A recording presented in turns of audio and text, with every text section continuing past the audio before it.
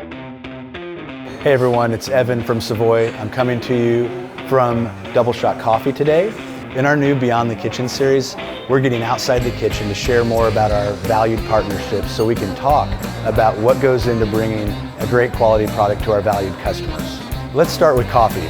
Savoy serves Rio Negro coffee, which is painstakingly sourced and roasted at Double Shot Coffee. I'm going to leave the details to Brian, but thank you for watching. I'm a coffee roaster. So I've always been a coffee roaster since the moment I started roasting coffee at home, and I still feel like a coffee roaster. I'm a coffee roaster who's running a business, you know. It's important to me because I think it's one of the most important things at the Double Shot to the quality of the product that we serve. And I feel personally responsible for making sure that that goes right every single time. The process basically is that I preheat the drum, I drop the coffee into the top of the roaster. It's called charging it. And the power burner blowing in the front of the roaster, which heats the coffee beans up slowly. I can control how much gas is being put into the burner and also the airflow that's coming out of the roaster.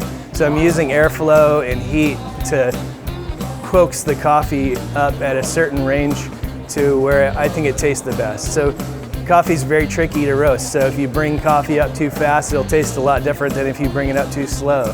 You've got to hit that sweet spot in it. And then there's a point where it gets to something called first crack, which is an audible cracking noise where the coffee doubles in size.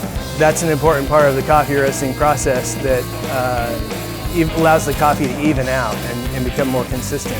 And then I bring it up, there's also a point called second crack that I try not to get to.